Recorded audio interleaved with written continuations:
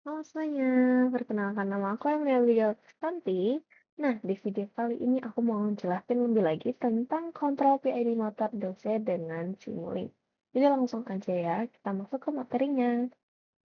Jadi, aku bakal jelasin sedikit lagi tentang PWM.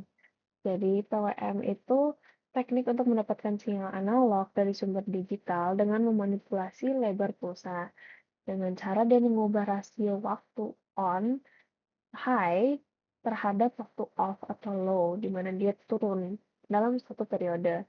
Nah, satu periode ini tuh ada pada gambar nih, pada gambar yang aku masukin nih, di bagian sini sampai ke ujungnya sini lagi. Itu adalah satu periode. Nah, jika duty cycle-nya itu 0%, artinya motor itu berhenti dan tegangan rata-ratanya itu cuma 0. Kalau 50%, artinya duty cycle-nya itu berputar dengan kecepatan sedang.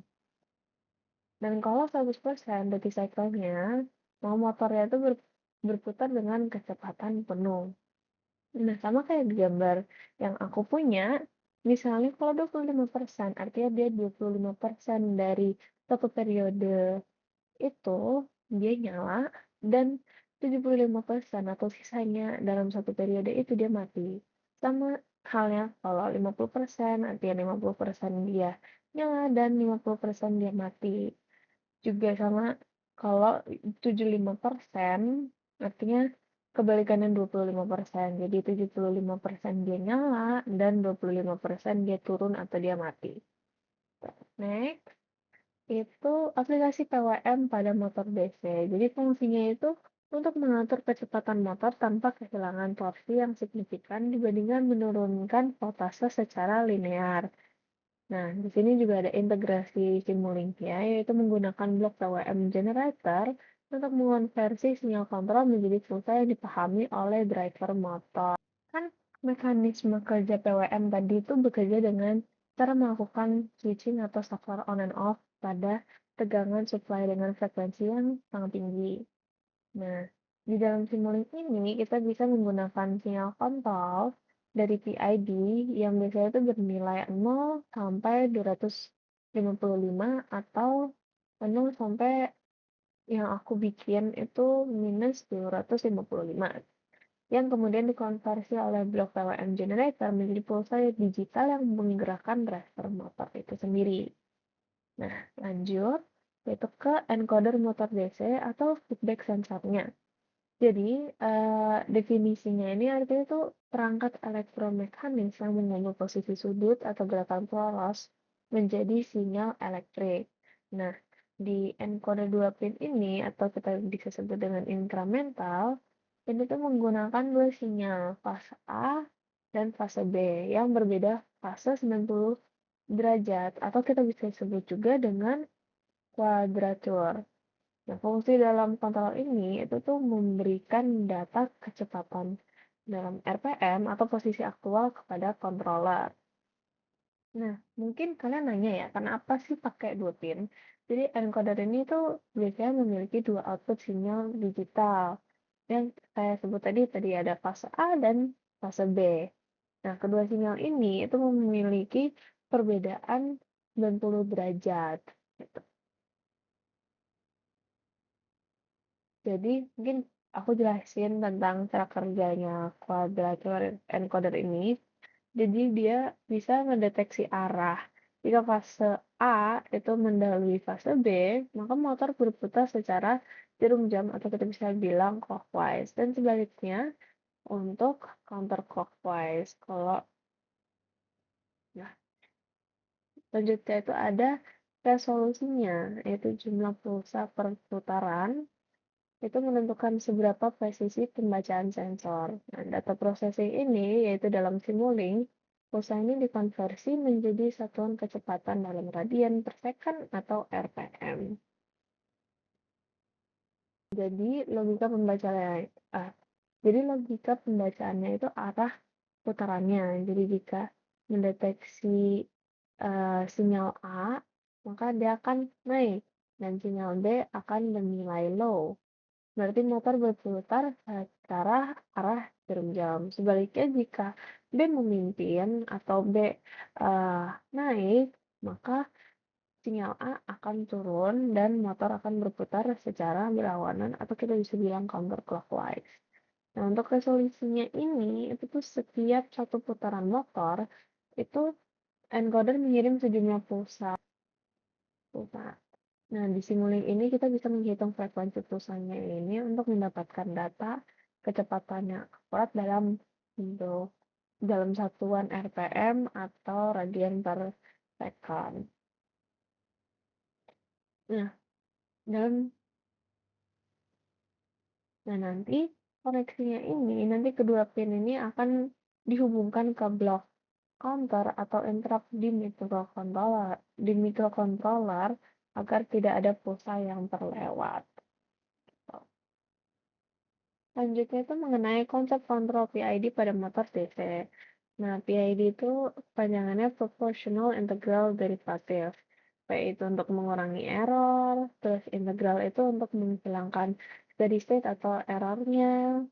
Lalu D itu memprediksi error masa depan dan memberikan keredaman. Nah, implementasinya itu digunakan untuk menjaga kecepatan motor tetap stabil meskipun ada beban luar. Jadi di bagian proporsional dia akan memberikan respon instan. Semakin besar errornya, artinya itu semakin besar daya yang diberikan ke PWM-nya itu sendiri.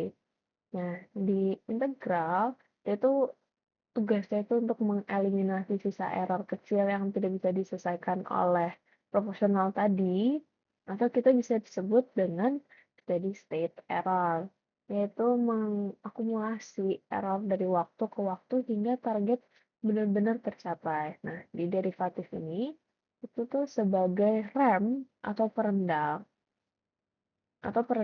Ia itu melihat laju perubahan error untuk mencegah motor bablas atau overshoot saat mendekati target.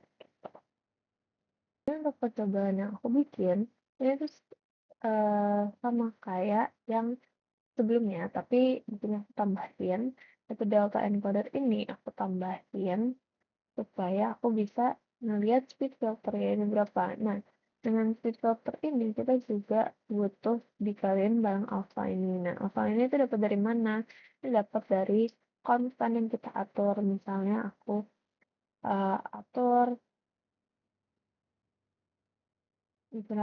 dari 0 sampai 1. Nah, lalu beauty filter ini dia bakal dibagi bareng delta time supaya kita bisa melihat kecepatan aslinya itu berapa. Nah, speed filter ini kita dapat dari mana?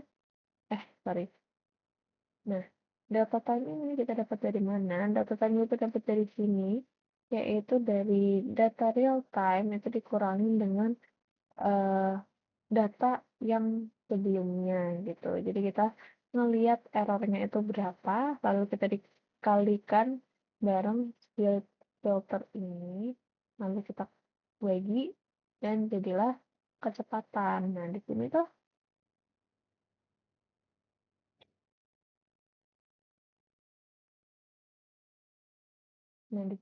kita juga bisa atur untuk arahnya itu mau kita bikin di arah mana, misalnya clockwise atau anti-clockwise gitu. Jadi ini rangkaian MATLAB low pass filter. Dengan rangkaian yang ini PWM, yang ini untuk ngarahin kemana motor DC-nya itu berputar, ke arah clockwise atau anti-clockwise. Lanjut, di sini ada rangkaian encoder untuk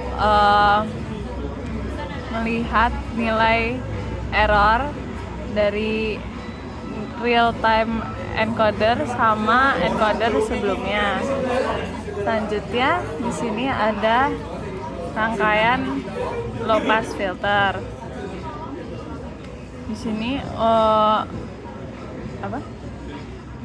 low pass filter untuk mengoreksi nilai error delta encoder dengan alpha.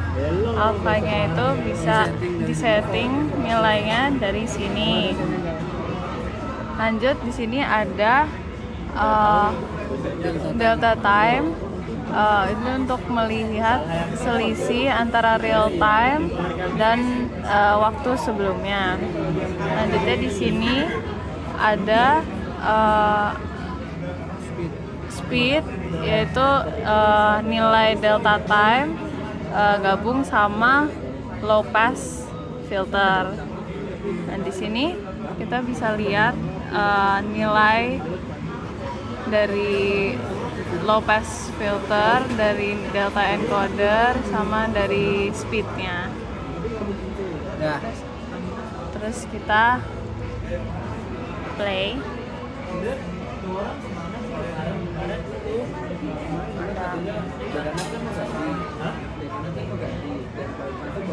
Loading dia menggunakan aplikasi yang selesai dengan itu dan alasan itu yang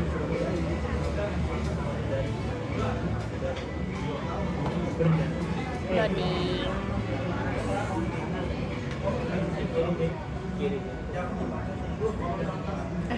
Nggak masuk akal nggak sih kalau aku pakai mouse? Kalau aku setting ke di atas 0, maka dia muter ke arah kanan.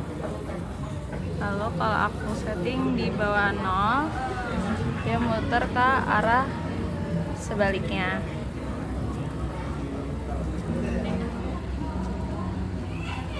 Di sini aku atur alfanya, maka dia muternya akan lebih lambat. Sudah. Oke, sekian dari video aku kali ini. Mohon maaf apabila ada kesalahan. Terima kasih.